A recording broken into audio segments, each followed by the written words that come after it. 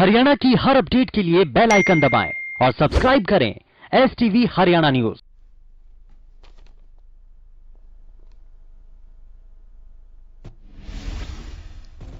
प्रदेश में कोरोना के मामलों में बढ़ोतरी दर्ज की गई। पिछले 24 घंटे में 1284 नए मामलों की पुष्टि।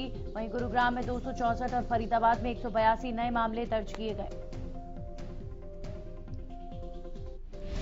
रोहतक में कोरोना के 47 नए मामले सामने आए। वहीं जींद में 22 नए मामले सामने आए। प्रदेश में पिछले 24 घंटे में 20 मरीजों की मौत हो चुकी है। हरियाणा में कोरोना के कुल 1,38,682 केसेस मौजूद।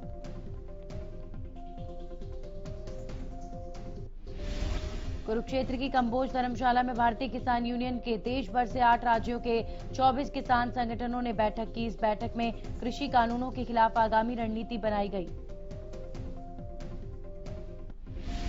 किसान संगठनों ने फैसला लिया कि वो आगामी 3 नवंबर को देश में चक्का जाम करेंगे। किसानों ने रणनीति बनाई कि वो सुबह 10 बजे से शाम 4 बजे तक देश भर के सभी हाईवे को जाम करेंगे। टोहाना नगर पालिका के कर्मचारी 8 नवंबर को गृह मंत्री अनिल विज के आवास का घेराव करेंगे। नगर पालिका के कर्मचारियों का कहना है कि वो 13 से 15 अक्टूबर तक सरकार विरोधी प्रचार करेंगे। कर्मचारियों का कहना है कि 28 से 29 अक्टूबर को 24 घंटे भूख हड़ताल भी करेंगे।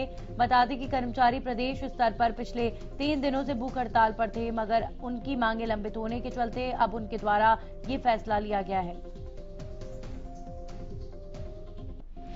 अंतर्राष्ट्रीय महिला पहलवान बबीता फोगाट ने खेल उपनिदेशक पद से इस्तीफा दे दिया है। बबीता ने इस्तीफा देने का कारण बताते हुए कहा कि मैंने अपने पद से इस्तीफा इसलिए दिया क्योंकि मैं बीजेपी में एक्टिव पॉलिटिक्स करना चाहती हूं।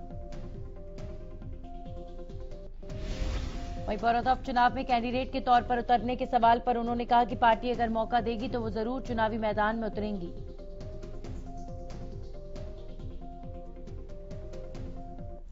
गोहाना में भीषण सड़क हादसे में 3 लोग जिंदा जल गए। हादसा तब हुआ जब कानपुर ककाना रोड पर एक ट्रैक्टर ट्रॉली और वैगनार कार में टक्कर हो गई। आग लगने का कारण वैगनार कार में CNG किट लगी हुई थी। दोनों में भिड़ंत होने की वजह से कार में आग लग गई और कार का सेंटर लॉक बंद हो गया, जिसमें कार चालक और अन्य 2 सवार कार से निकल नहीं पाए और हादसे का शिकार हो गए। प्रदेश के सूचना जनसंपर्क और भाषा विभाग के महानिदेशक PC मीणा ने एक समीक्षा बैठक की। इस दौरान उन्होंने संबंधित अधिकारियों, सिविल इंजीनियरों और आर्किटेक्ट को निर्देश दिए कि वो अंबाला कैंट में बनाए जा रहे युद्ध स्मारक का काम जल्द पूरा करें। साथ ही ये भी कहा गया कि युद्ध स्मारक को प्रदर्शित करते हुए आर्ट वर्क, ऑडियो विजुअल और 3D लेआउट के साथ तेजी से पूरा काम करना सुनिश्चित करें।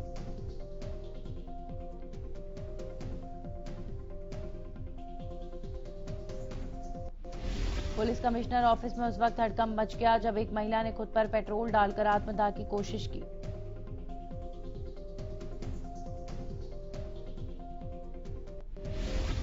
गनीमत रही कि समय रहते पुलिस कर्मियों ने महिला के हाथ से माचिस लेकर बड़ा हादसा होने से तो बचा लिया, लेकिन पुलिस कमिश्नर ऑफिस में इस घटना ने हड़कंप मचा दिया।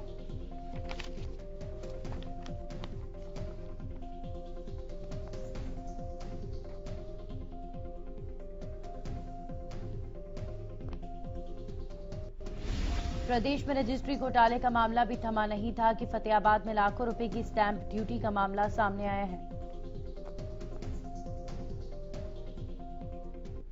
उपायुक्त ने बताया कि उनके पास इस संबंध में शिकायत आई थी। जांच के बाद जो चीजें सामने आई हैं उसके तहत ये कार्रवाई की गई है और मामले की अभी जांच चल रही है।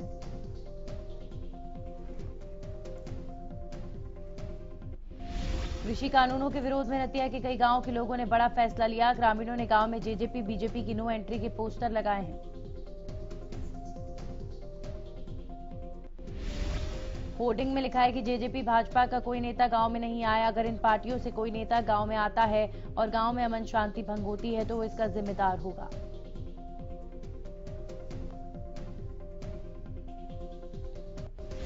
कोरोना महामारी फैलने की वजह से हरियाणा में अभी तक स्कूल सही तरीके से नहीं खुल पाए हैं। हालांकि सरकार ने ऑनलाइन व्यवस्था बेशक की है। इस व्यवस्था के बाद छात्रों की कक्षाएं घर पर बैठकर मोबाइल के माध्यम से लगाई जा रही हैं।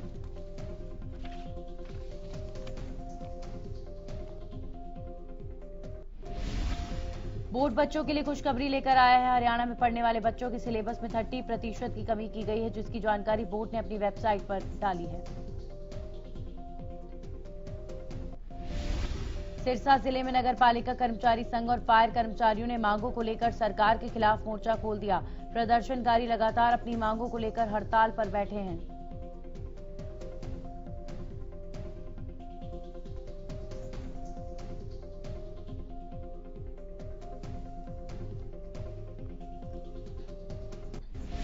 प्रदर्शनकारियों की मांग है कि 1046 फायर ऑपरेटरों की भर्ती रद्द की जाए। सभी पालिका परिषदों, निगमों और मार्केट कमेटियों के ठेके पर काम करने वाले कर्मचारियों को पेरोल पर लिया जाए।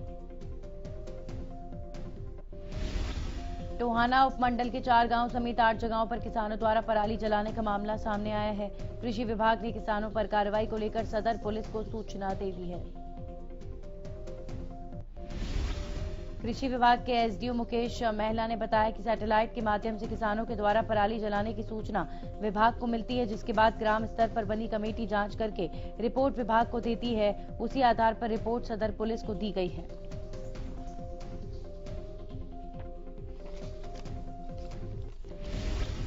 उन्होंने बताया कि गांव डांगरा, गांव बिडाई खेड़ा, जमालपुर, पिरथला समेत 8 जगहों के लोकेशन मिलने पर सूचना पुलिस को दी गई। करनाल में पराली जलाने को लेकर प्रशासन पूरी तरह से सतर्क है। प्रशासन की ओर से पहले किसानों को समझाया गया था कि फसल के अवशेषों को ना जलाएं।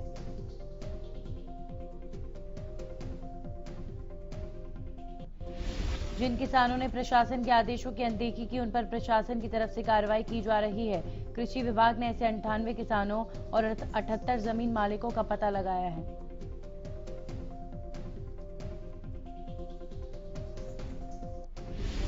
तो शाम के तिकोना पार्क में बहुजन समाज मोर्चा के बैनर तले कई सामाजिक संगठनों ने हाथरस में लड़की की हत्या और उसके साथ की गई दरिंदगी के विरोध में प्रदर्शन किया।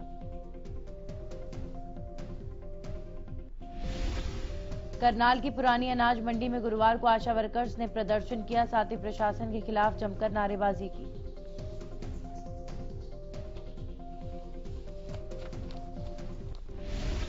आशा वर्कर्स का कहना है कि वे बीती 7 अगस्त से धरना प्रदर्शन कर रही है, बावजूद इसके उनकी कोई सुनने वाला नहीं है।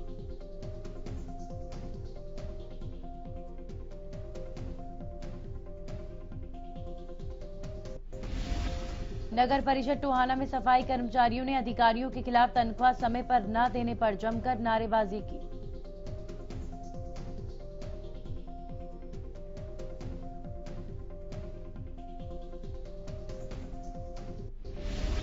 कोरोना महामारी के चलते श्याम बाबा के दर्शनों को तरस रहे श्याम भक्तों के लिए खबर अच्छी है। एक बार फिर से अब चुलकाना धाम स्थित श्याम बाबा के सीधे दर्शन कर पाएंगे। श्री श्याम मंदिर सेवा समिति चुलकाना धाम ने 15 अक्टूबर से श्याम दरबार के कपाट खोलने का फैसला लिया है। देश में अनलॉक 5 का ऐलान भी हो गया, लेकिन पंजाब ने अभी भी हरियाणा रोडवेज की बसों को पंजाब की सीमा में आने की अनुमति नहीं दी।